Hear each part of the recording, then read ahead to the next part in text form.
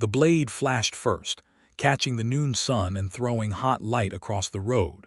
Clara Doyle did not step back. She stood still as a fence post while the bandit's horse stomped its hooves and threw dust into the sky. "Hand it over," the man said. His voice was low and mean, like a dog growling before it bites. He pointed his blade straight at the purse in her hands. Behind her, a shopkeeper peeked out from behind his wooden door. Down the road, a boy on a hay wagon pulled his mule to a stop and stared with wide eyes. Nobody moved. Nobody spoke.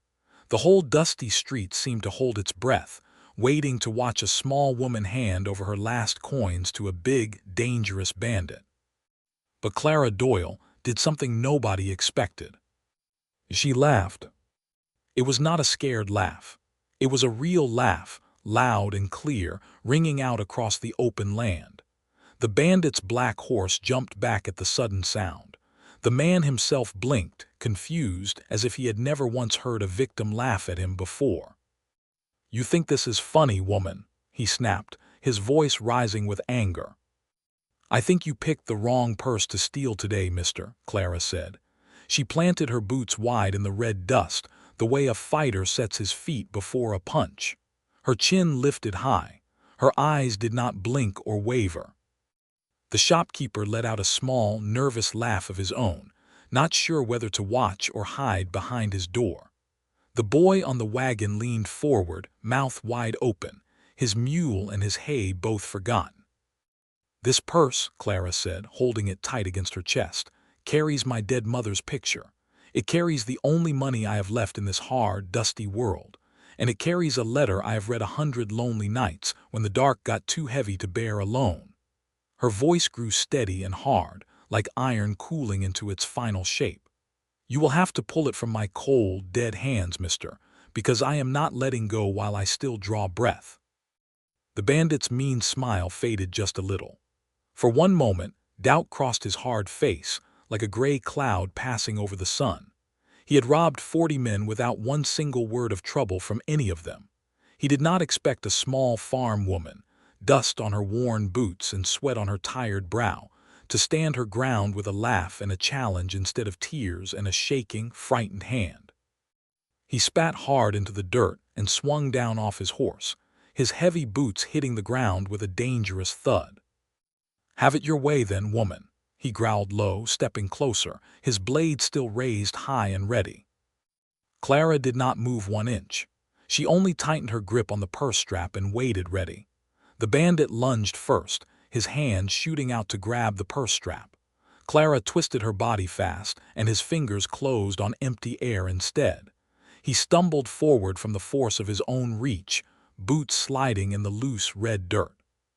"Fast little thing, ain't you?" he muttered, catching his balance. "Faster than you thought," Clara shot back, backing away 1 careful step, her eyes never leaving his blade.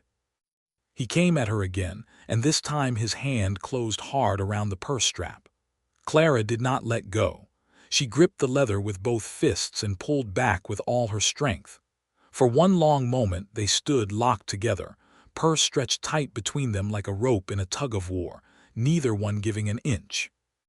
"Let go, woman," he shouted, spit flying from his lips. "Never," Clara cried, and she yanked so hard that the bandit lost his footing and fell forward into the dust. The purse strap snapped loose from his grip. Clara stumbled back but kept her feet under her, clutching the purse tight against her chest heaving with hard, fast breaths. The bandit rose up from the dirt, red dust coating his dark clothes, his hat knocked crooked on his head. His eyes were no longer just mean now. They were burning with anger and something close to shame, for he had never once fallen down in front of a victim before. "You'll pay for that," he snarled, and he lunged at her with his blade raised. Clara did not run. She grabbed a fistful of dust from the ground and threw it straight into his face. He cried out, blinded, swinging his blade wildly through empty air. Clara ducked low and swung her own boot hard into his shin. The bandit howled in pain and dropped to one knee, blinking dust from his stinging eyes. The shopkeeper had crept halfway out his door now, watching with his mouth hanging open. The boy on the hay wagon stood up on his seat to see better, forgetting all about his mule. "Get up," Clara said, standing over the kneeling bandit, her voice shaking but strong, like a young tree bending hard in a storm but never breaking. "Get up and try again if you want, but you will not take what is mine. Not today, not ever." The bandit looked up at her through watering, dust-filled eyes. Something in her face, something fierce and unbending, made his hand loosen on his blade just slightly.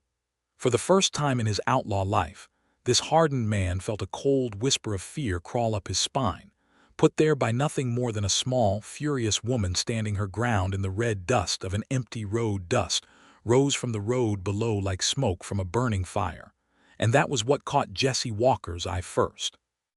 He pulled his horse to a sudden stop at the top of the hill, squinting hard against the bright afternoon sun. Down on the flat road, small as toy figures from this distance, two people were locked in a fierce struggle. Jesse leaned forward in his saddle, one hand shading his eyes, trying to understand what he was seeing.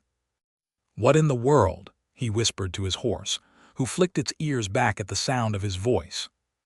Jesse had ridden this same lonely trail 100 times before, always alone, always quiet, with only his horse for company and his own tired thoughts for conversation. 2 winters back, he had buried his father under a cottonwood tree and had felt his heart go hollow and empty ever since, like a well that had run dry. But now, watching the scene unfold below him, something sharp and urgent cut through that hollow feeling. He saw the small figure of a woman duck low and swing hard. He saw the bandit stumble back, clutching his leg. He heard, faint on the hot wind, a woman's voice crying out, fierce and unbroken. "That woman is fighting him off," Jesse said out loud, disbelief thick in his voice. "Fighting him off with her own 2 hands." His heart began to pound hard against his ribs, faster than it had pounded in a very long time. He had seen brave men in this hard territory. He had seen tough ranch hands stand up to angry bulls and wild storms without flinching. But he had never once seen anything like this small, furious woman refusing to bend, refusing to break, refusing to simply hand over what belonged to her. Dust swirled around her skirts as she moved. Her hair had come loose and whipped wild around her face. And still she did not run. Still she did not scream for help. She stood her ground like a mountain, refusing to move for the wind. Jesse's chest grew tight with a feeling he could not name at first. It was not just surprise. It was something warmer, something that pulled at the empty, lonely place inside him that he had carried since his father died. "Come on," he said to his horse, gathering the reins tight in his rough hands. "We are not just going to sit here and watch." He kicked his heels hard into the horse's sides. The animal leaped forward, and together they thundered down the hillside, hooves pounding the dry earth, dust flying up behind them like a storm cloud chasing its own tail. The wind rushed past Jesse's face, but his eyes stayed fixed on the small, fierce woman below, this stranger he had never met who was, without knowing it, about to change his whole lonely world. The bandit hit the ground hard, and this time he did not get back up. Clara stood over him, chest heaving, purse clutched tight in one dust-covered fist, her whole body shaking from the fight that had just drained every last bit of her strength. "Crazy woman," he muttered, spitting dirt from his mouth. He crawled backward, grabbed his horse's reins, and pulled himself up into the saddle with clumsy, defeated hands. He gave her one last look, part anger and part something close to fear, then kicked his horse hard and rode off fast, disappearing into the shimmering heat at the edge of the road. Clara stood alone now, breathing hard, dust settling slowly around her worn boots. That was when she heard hoofbeats behind her, fast and close. She spun around, purse raised, ready to fight again if she had to. But it was not the bandit returning. It was a cowboy, pulling his horse to a stop just a few feet away, dust rising around them both. He swung down from his saddle in one smooth motion and stood there, hat in his hands, staring at her with wide, wondering eyes. "Ma'am," Jesse said, his voice rough with worry, "are you hurt?" Clara lowered her purse slowly, still catching her breath. "No," she said, "just tired and a little dusty." Jesse could not stop staring at her. He had watched the whole fight from the hilltop, every single moment of it, and now standing this close, he saw something in her face that took his breath away worse than the hard ride down the hill had done. Fire. Pure, unbroken fire. "I saw what you did," he said quietly. "Never in my whole life have I seen anyone fight like that, man or woman." Clara pushed a loose strand of hair from her damp face and gave a tired, crooked smile. "He picked the wrong purse to steal," she said simply.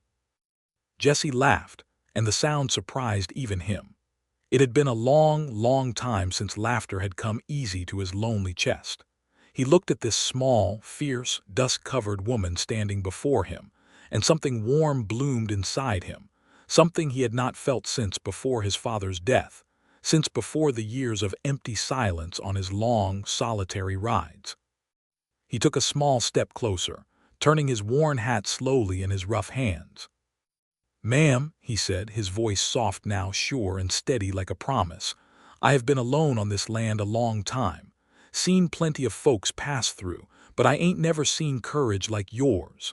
He paused, and his eyes held hers without wavering. "That's my kind of woman." Clara looked at him for a long, quiet moment, this gentle stranger with kind eyes and dust on his boots. Something soft and warm stirred inside her chest, something like hope returning after a long, hard winter. She held out her hand, not to shake, but simply to be held. And Jesse took it gently, as if it were the most precious thing he had ever touched.